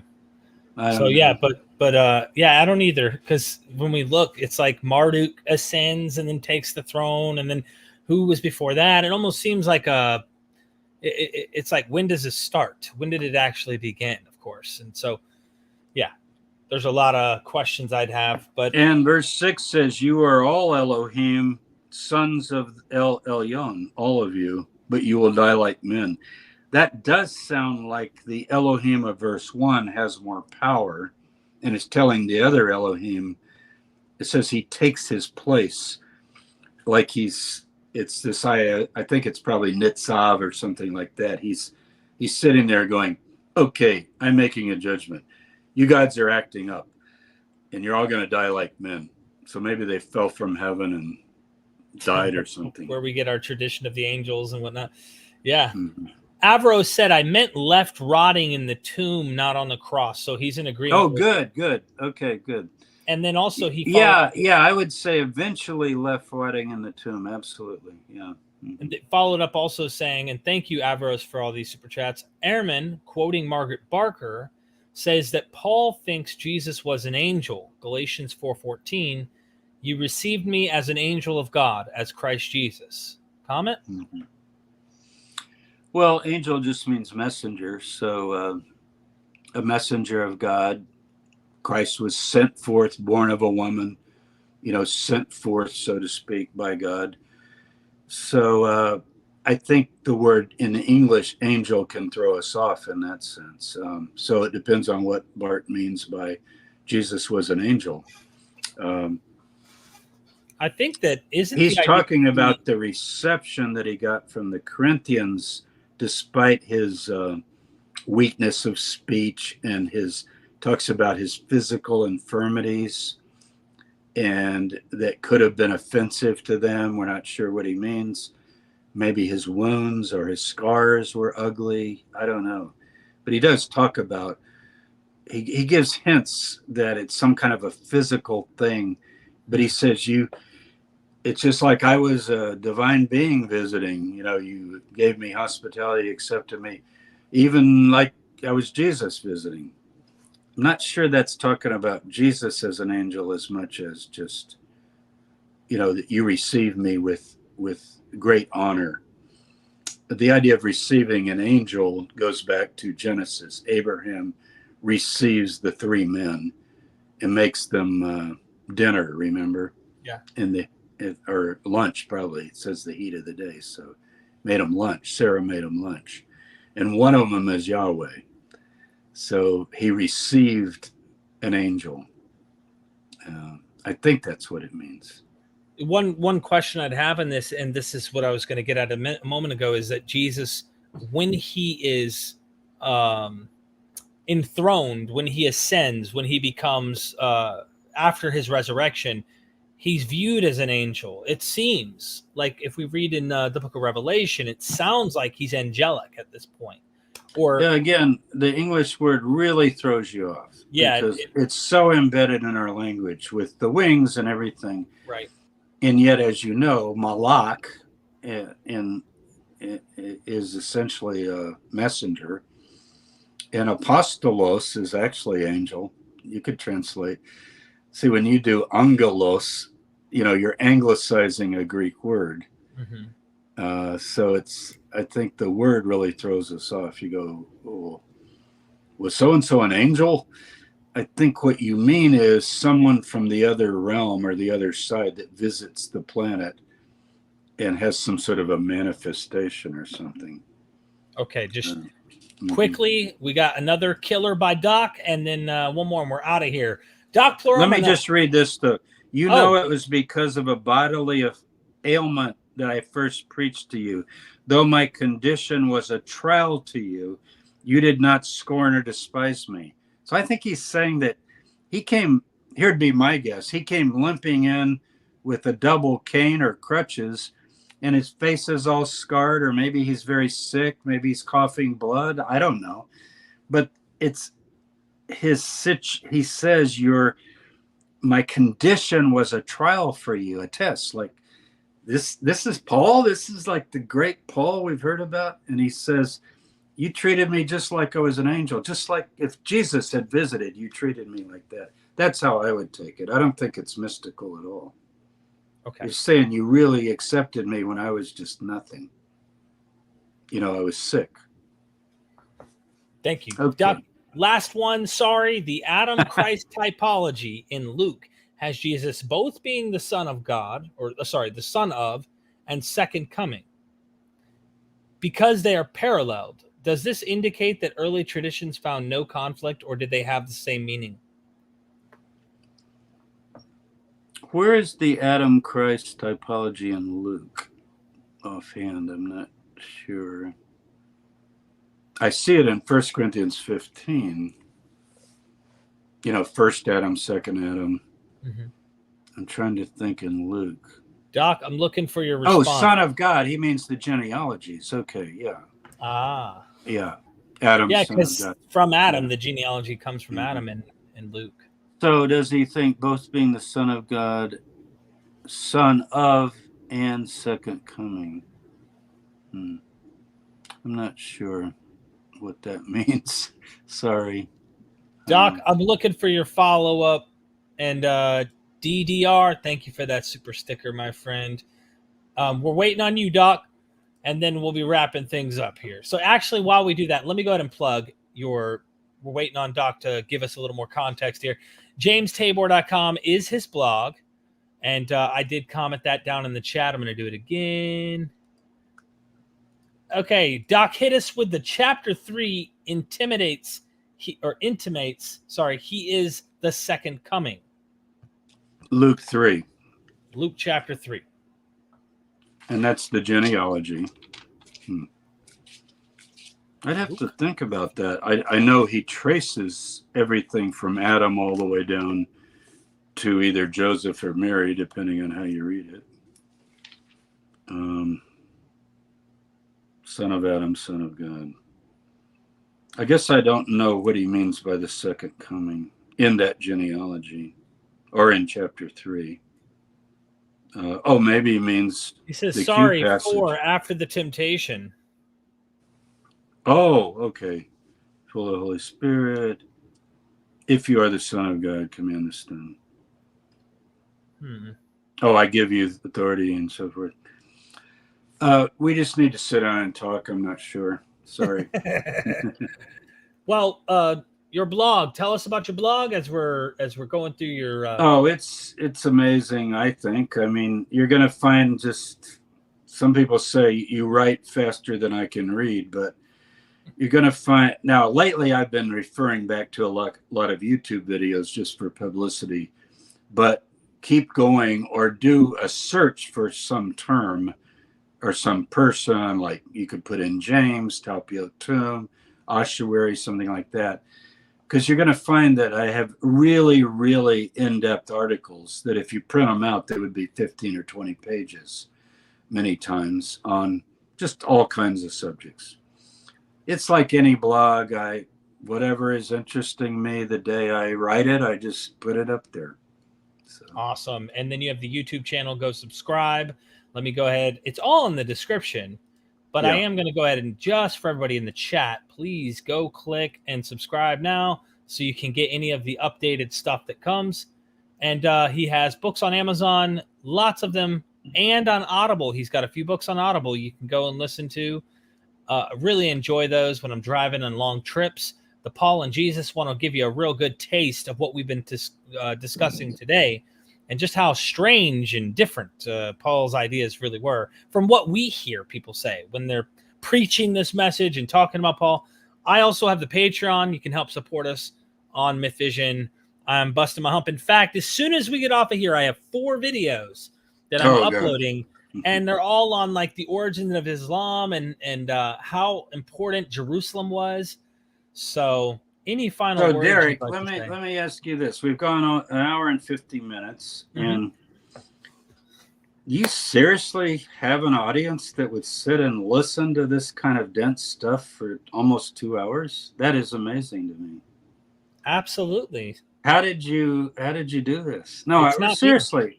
You know how you do a video and you see the average time watched, and Yeah. I mean, I have a lot of videos that are over an hour, lectures I give. Usually people listen for about 10 minutes and then they, yeah, bye-bye. That's interesting. I'll check him out later. But some people don't. Some people go all the way through.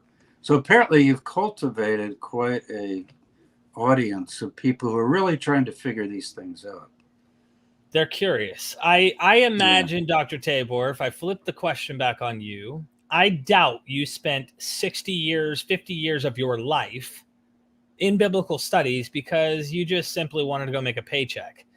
You had a passion, you had a Yeah. drive, and you had a personal quest and question of existence that we all have, I think, in the Yeah. chat, of wanting to know, why are we here? How did we get here? What are the meaning of life? What is this Sure. and that?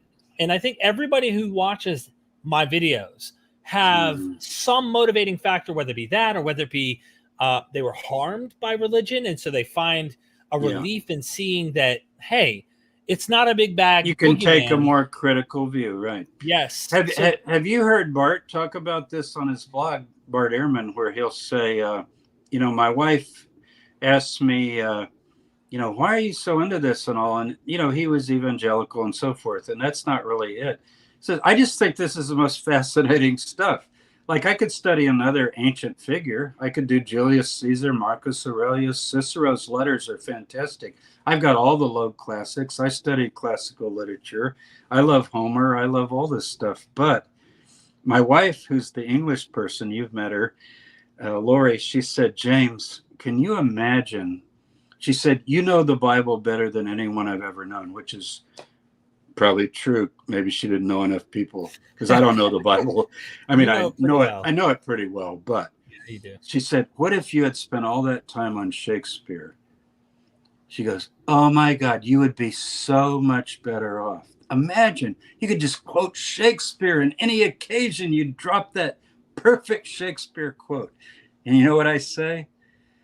It just doesn't interest me like that. And I do like Shakespeare, but it doesn't, it's like, you know, very nice turns of phrase.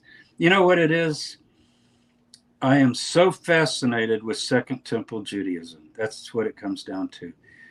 That when you think all of that Hebrew Bible stuff flowed into that little period from the Maccabees to the Mishnah, that's my thing. The M, from M to M.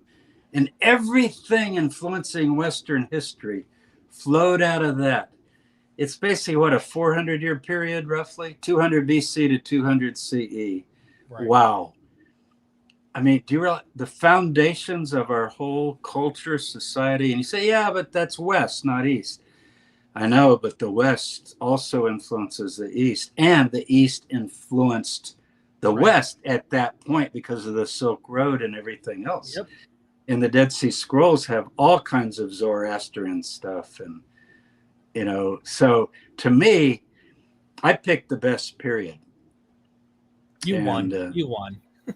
Well, that's. Well, I once knew a man who studied this 400-year period, and I'm not going to go into too much detail. You know, the other thing is, you know, I'm not going to sing "Oh How I Love Jesus," but I do really, I'm really attracted to him as a figure, even though I think he's kind of crazy, apocalyptic. But I love Schweitzer's.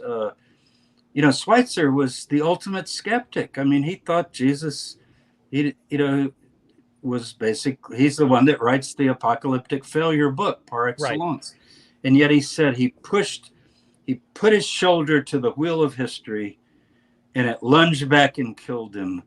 That's on the last page of his book. And I think Jesus, even though he was in his own time and place and limited and probably believed a whole lot of cosmic things that diseases caused by demons, probably thought that, all kinds of things, I still think he got onto something in terms of building an egalitarian culture where male, female, bond free, rich, poor could maybe dwell together and, quote, wash each other's feet. I think it's just very powerful stuff. And I know Crossan, Don Crossan, Great New Testament I scholar. wish I I could mean, have interviewed. Dominic Crossan is as skeptical, and I mean, he's probably left a Bart Ehrman if he could be, but on the other hand, Jesus has him hooked. Right. It really does. So Yeah. Jesus, I'm sort of hooked on Jesus, but in terms of just this historical influence, and Hillel too. I just wish we had more on Hillel. The little bit we have just makes you want to know this guy, because he seems to have a view of Judaism that it would have been so different from what emerged in terms of halakhic Pharisaic Judaism. Wasn't there a part where someone mentioned, what if the bride is ugly? And his response was, what woman on her wedding day is ever ugly? It was something like that. That sounds like him. Yeah, he's slick. He was clever with words. And Stuart C says, thank you, Dr. Tabor and Myth Vision, for this very interesting presentation. Thanks. This Stuart. was a hangout. You should see how he gets when he has a beer. Well, I'm going to go have a beer now. And I just heard the 7 thunders. We're having a thunderstorm here. Are we? So I heard I heard the 7 thunders of Revelation just now. So you know what? I hear it too. In fact, let everybody in the audience become an eyewitness of the apocalypse that's about to happen right now. And never forget to go in the description, support Dr. Tabor by getting his book, go to his blog, and join his YouTube channel. Actually, go subscribe.